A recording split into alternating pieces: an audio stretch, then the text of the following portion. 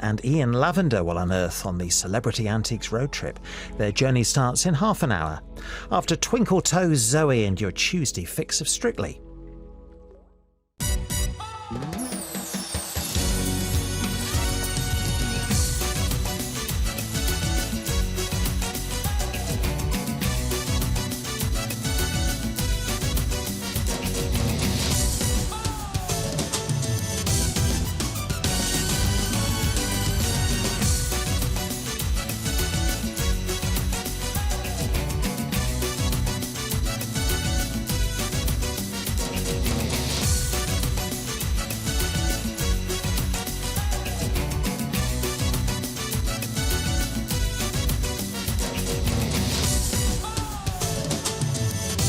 From London, this is Strictly It Takes Two.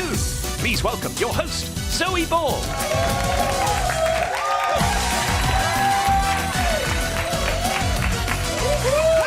Welcome to It Takes Two. Now, Tuesdays don't get better than this. Coming up, Melvin and Jeanette will be giving us another Cha-Cha Chart rundown. And this time, it's a faceography special, so you can expect trout pounce galore. Plus, we'll be playing the hits when we reveal this weekend's music in Choose on Tuesday. But first, let's meet tonight's guests. They survived their first dance-off. Claudia and AJ are here.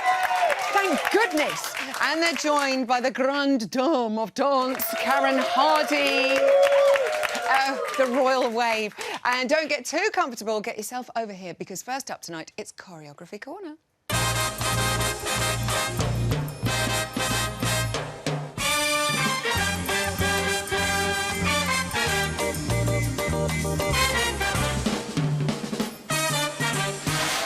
Oh, Karen Hardy, everyone.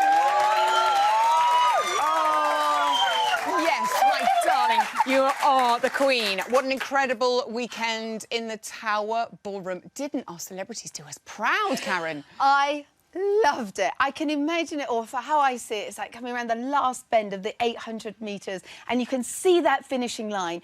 And I just felt the professionals running towards it with great choreography, their enthusiasm, their teamwork, and the celebrities keeping up. You know, everything the professionals asked, the celebrities kept up with them.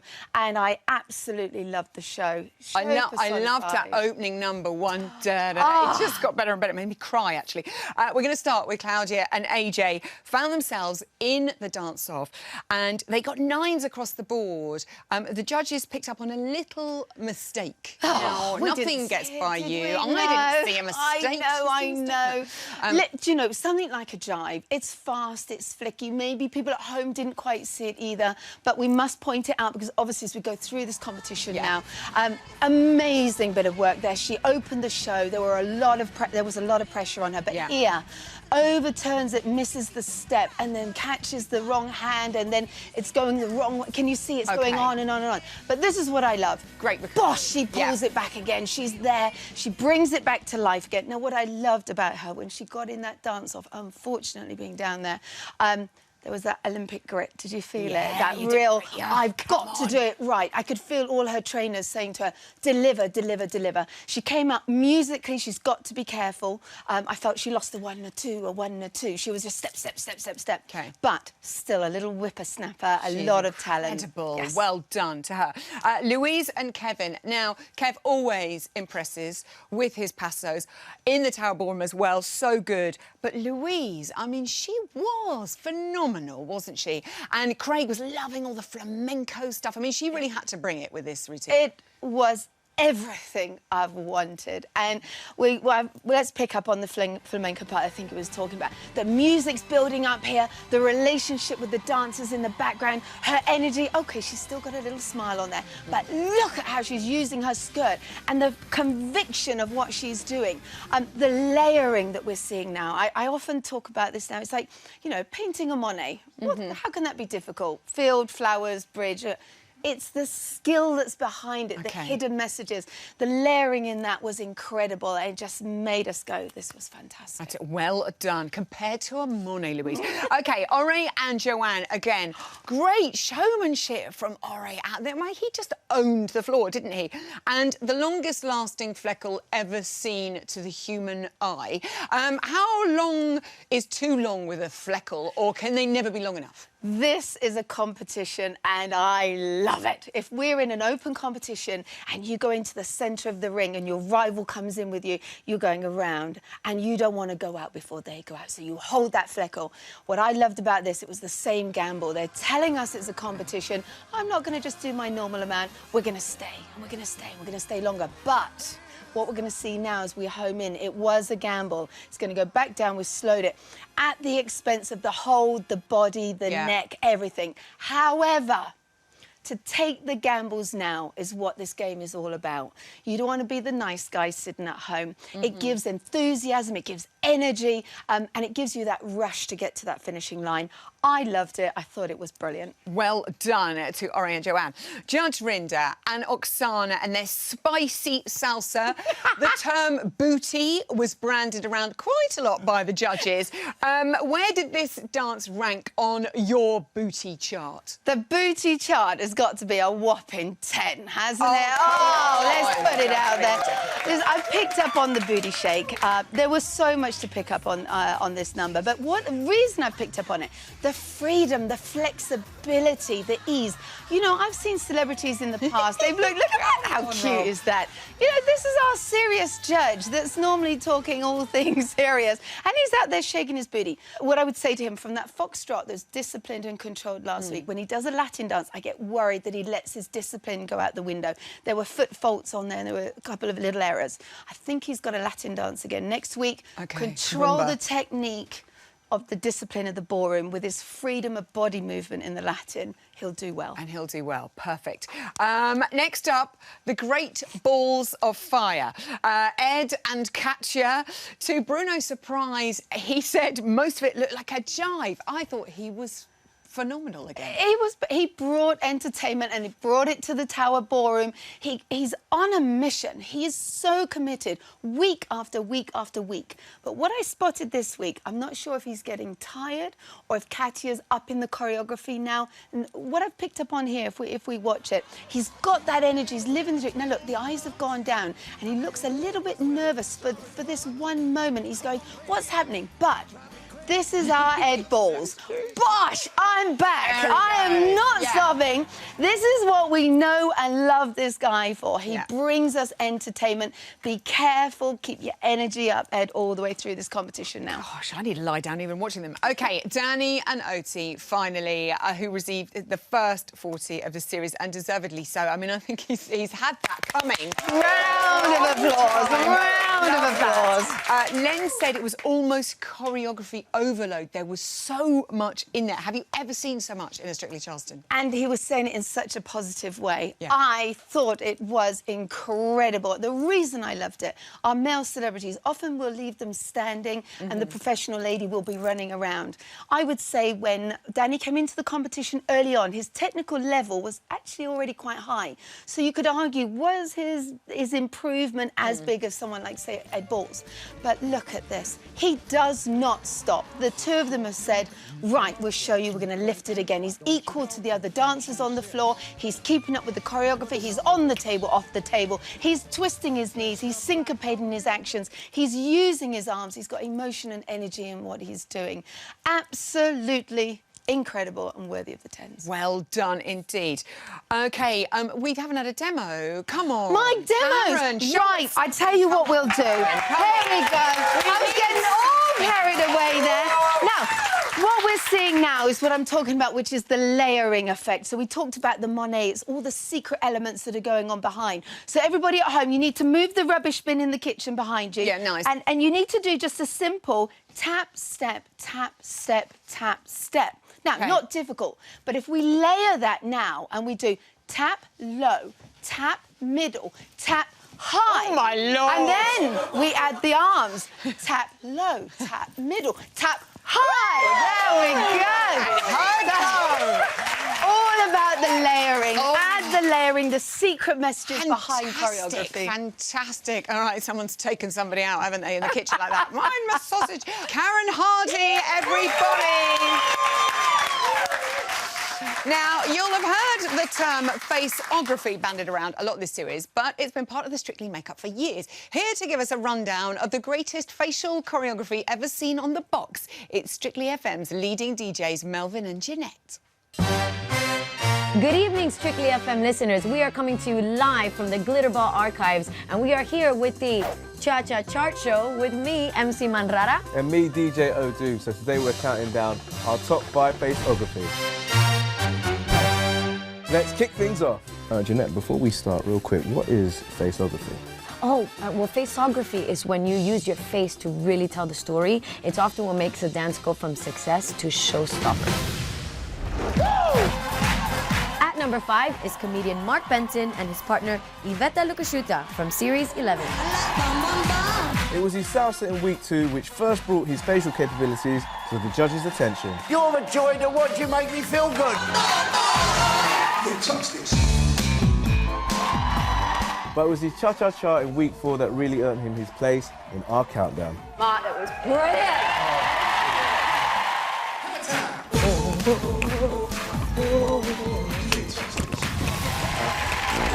In 4th place is presenter Matt Baker, who brought the swinging 60s to the studio with his homage to Austin Powers.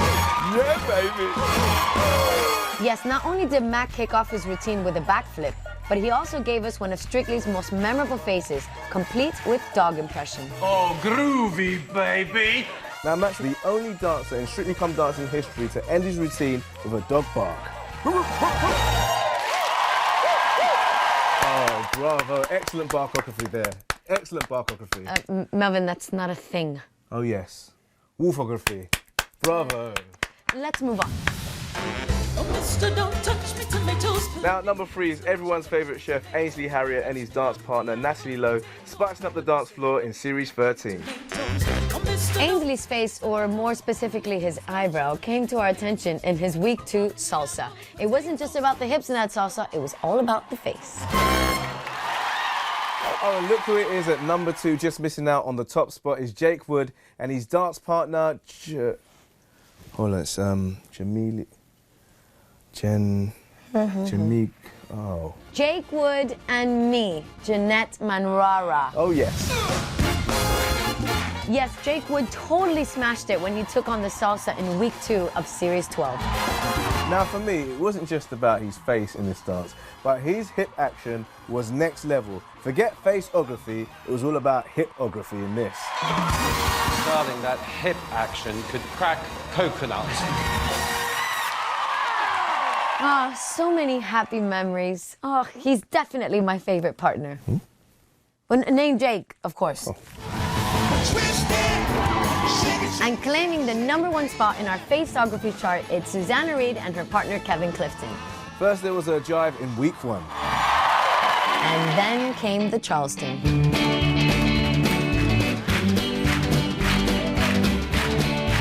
You use your face without question, and it is fantastic.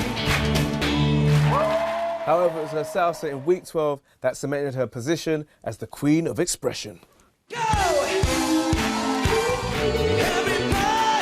Susanna and Kevin may have been runners-up in Series 11, but they're #1 in our faceography chart. I think we know which is the bigger achievement. That's all we've got time for today. I've been Melvin Adum. And I've been Jeanette Manrara. Did we get that right? I don't think we did. I don't know. Anyways, and keep dancing. Oh, yeah. I love this too. I think they need their own spin-off. OK, Friday the 25th of November. Put it in your diaries, darlings, because... Ask Craig is back. Yes, if you have a question for Strictly's answer to Scrooge, then email it to ittakes2@bbc.co.uk or tweet us using the hashtag #ittakes2. Only the best questions will make the grade. But now, if you want to know what the kids are listening to these days, then you come to the wrong place. We only deal in classics here. It's time for Tunes on Tuesday. Getting jiggy with it. Getting jiggy with it.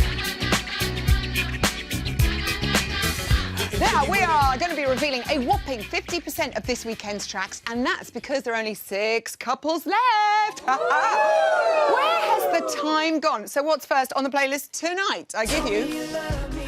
Oh, yes, it's Justin Timberlake's 2003 hit, Cry Me a River, arguably one of the greatest breakup songs of all time, inspired by JT's own split with his childhood sweetheart, Britney Spears. He's never gotten over it. Just how many teardrops would it take, though, to cry a river? Good question. Well, according to our very loose calculations, to fill the River Thames, it would take 405,810 billion teardrops. Yeah. Or what Ore calls your average Saturday night. Bless him. I love you, Ore. So, who will be dancing to this watery tune? Here we go.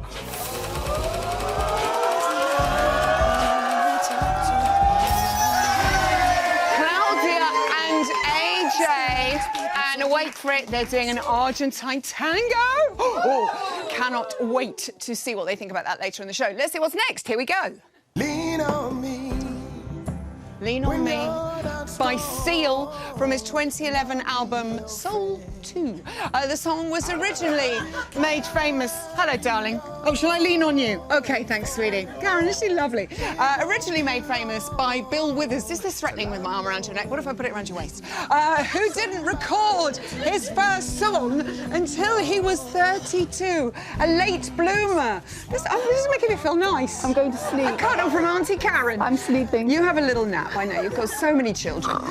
He wrote this song when he moved to LA from Slab Fork, West Virginia, and found himself missing the tight-knit community of his hometown. Nothing like an old friend, is there? Unless the old, obviously. Who will be hoping... Sorry, love, sorry. I'm older than you. Who will be hoping for plenty of support when they dance this on Saturday?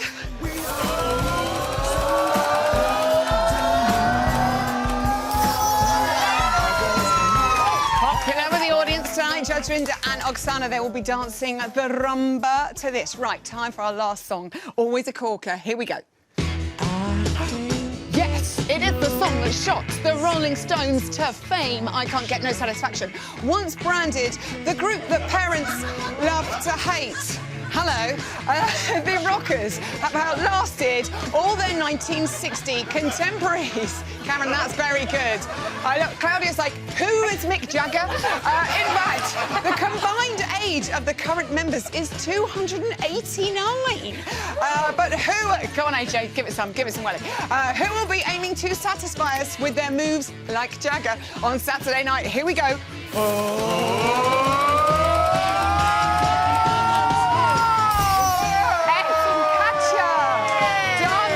Tango to this. Ed Balls and the Rolling Stones, surely a match made in heaven. Gather, gather, let's all stand together and cuddle. If you want to find out what songs the rest... You're right down there, love. Rest of our couples will be dancing to this weekend, you can head to the Strictly website for a full list. What do you mean we look ridiculous standing? It's me, isn't it? It's me. I'd love to tell you I woke up looking like this, by the way. But the truth is, I've been getting some top tips from the Glam Squad for years, and here's how you can too. Here's Lisa Armstrong and her guide to mastering the art of makeup. I love you, my little Jaggers. Hi, I'm Lisa Armstrong, the hair and makeup designer for Strictly Come Dancing. Today I'm going to be sharing with you some of the secrets that I've gained in the past 9 years of me working on the show. Bounce. So my first top tip when creating a Strictly Come Dancing makeup is we always start with the eyes. This basically makes sure that none of the droppage from the eye makeup falls onto the skin and ruins a perfect base. We always use an eye primer. This is basically to set the eyeshadow and make sure it doesn't move anywhere. So an essential staple product for a Strictly Come Dancing makeup look is the eyeliner. So you take a thin brush, start at the middle of the eye and lightly stroke the brush along the lash line. And you see how I can elongate that flick and make it a nice sharp point at the end. So a top tip if you do make a mistake is take a Q-tip, wrap it into a makeup wipe, and then you can just perfect the flick, like so. So let's face it, you can't be on Strictly Come Dancing without wearing a false eyelash. So I'm going to show you how to make sure that the eyelash fits your eye properly. So we take the eyelash and you just lay it across the lash line of the eye. It's not glued on, but we can see that we've got a nice shape running through the eye and into that beautiful eyeliner. A top tip also is to make sure the glue is a bit tacky before applying. So just take the lash on a downward angle and you just pop in the middle of the eye, bang. Just make sure it's right in the lash line. Make sure it's nicely fitted all the way along. Give it a couple of seconds and then you open your eye and there's a perfect lash.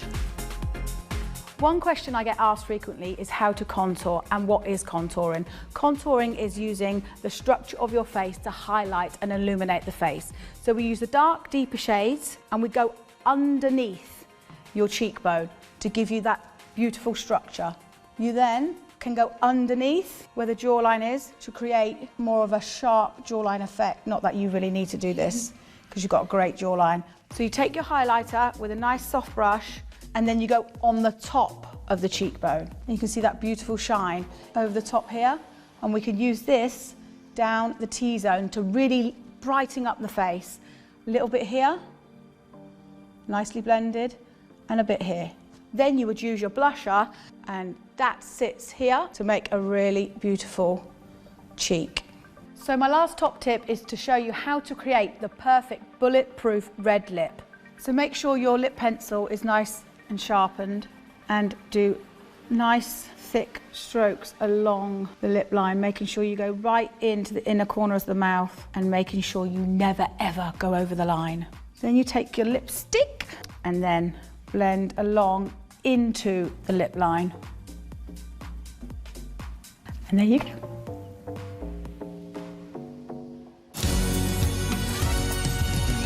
Thank you to the ever-gorgeous Chloe and Lisa. Now, give me a C, give me an L, give me an... Actually, this could take a while, if you get the idea. It's Claudia and AJ.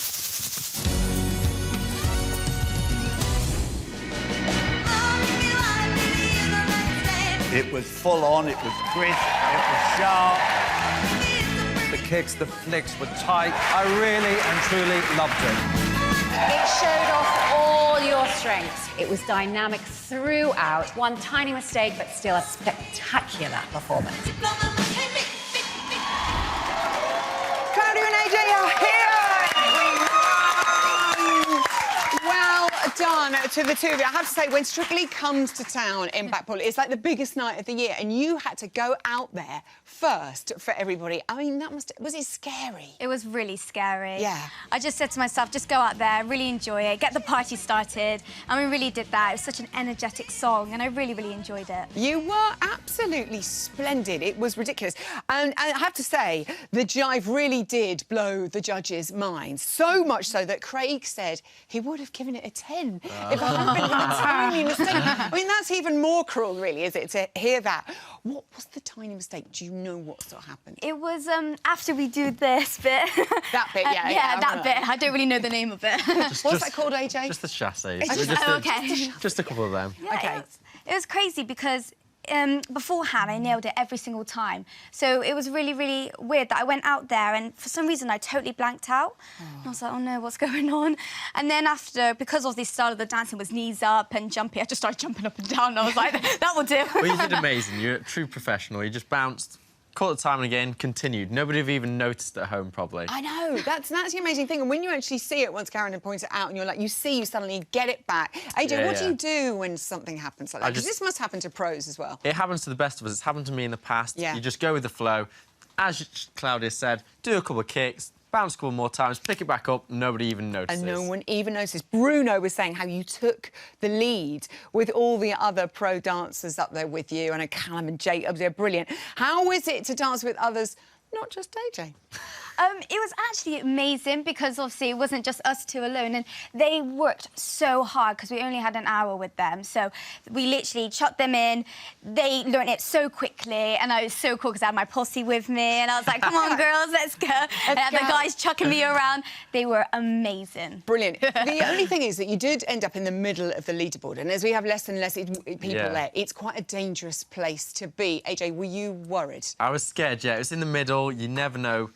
Anybody kind of could go, and being in the middle, people think, oh, they're safe. They got like 4 9s. Any normal week would be top of leaderboard, but the standard is so hard. So for us, we just We were a bit scared. We practiced it a lot Yeah. afterwards because that mistake was not going to happen again if we were in the dance-off. And then obviously finding out we were in the dance-off, we were just a bit gutted. I know, when they said it, when Tess said you were in the dance-off, my little girl Nellie, who absolutely loved you, she went, great, we get to see it again. And that was so lovely. She absolutely loved it. And that must have been quite, you know, as a competitor, to be able to do it again without a mistake must be, you know, I mean, I know it's a tricky situation, but a blessing in a way. Yeah, I secretly wanted to do it again because I did make that mistake, and I was like, I really just want to nail it. And everyone was so happy after their performance because they did the best that they could. And I still felt like I was missing something because I didn't do that step right. So I thought, if I got to do it again, I was just going to go out there and really try my best. And I did nail it, and I was so happy. Yeah. I know, well done. I think everybody was like that with you. I mean, that was quite a tough situation as well. And it's never easy, but to go up against another Olympian, I mean, it must have been quite fierce out there.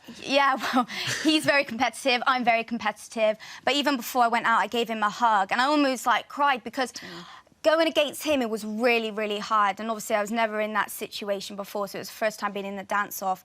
And either of us was going to go home, and I was looking at him like, I don't want you to go home. And it was horrible because we are so close, and I've built more of a friendship with him, and he's such a lovely person, and it really did break my heart. Oh, but you got to stay. I tell you what broke my heart was seeing your mum and dad in the audience. Your mum was crying. I think all mums and dads watching were like, I'd be like that about my girl, I think. Were they OK afterwards? They must have been so relieved and so proud.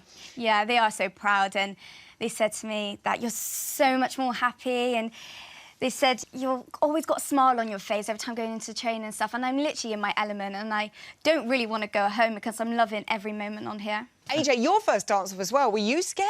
I was... before we went on to dance-off, we both went into full-on competition mode. It was like, we knew we were in there, we were going to do it a million times, and then we just got on it. I think it was the best we did it as well. Yeah. Because I know you were so devastated. Yeah.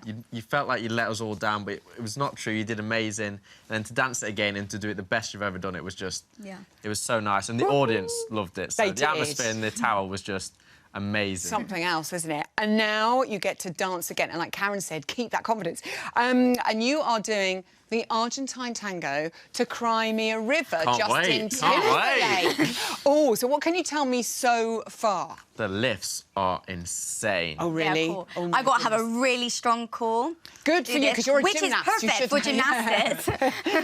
Have you... is it... Well, legs akimbo, everything goes everywhere, doesn't it? It's cool. It's like... Some bits are slow and some bits are fast. So at one point, I have my legs in the air and I have to do a slow motion to it. Wow. So I go fast and I go slow. So it's really trying to nail everything. AJ was like, you need to focus and do really, really well on this dance. It's not easy. I absolutely love it. Not easy. Oh, see, yeah, the serious. And also, it's quite moody, isn't it? It's quite a dance. I can do that. You can do that. Yeah. Go on, give us moody. Oh, yeah. That's my game face on. That's what happened. Yeah, that was the dance-off face. That was like, she's means One of business the now. pros said to me, because obviously it's a smiley dance, and I stood there and I had this game face on. As soon as the music went on, I was like... Just everybody. So definitely that will work. Also, you have the Cha-Cha Challenge this year. All of you out on the floor at the same time. AJ, you're used to doing competitions where you're out on the floor. Love it. How do you, get the judges to see you do something amazing and not watch another couple? I think it's being confident in ourselves. We know what we're going to do. We're going to practice it hundreds of times and we're going to be awesome doing it. Forget about everybody else on the floor. It's our floor. We're going to own it. Trying to forget about them. And I think it's really important, like what Karen said there, is that don't let being the dance off, No. Right, you've got to keep that confidence. If anything, we're going to be working harder and trying to save every single second in training just to make sure it's the best dance we've ever done, because I've never done an Argentine tango before, so I'm so excited. So exciting, Claudia. Good luck. And AJ, I know you both had lots of fun in Blackpool. Claudia and AJ! That's all we have time for tonight. A huge thank you to all our gorgeous guests. I'll be back here tomorrow at 6:30, joined by Paso, Royalty, Louise and Kevin, plus Ian Waite returns for a warm-up. Until then, good night.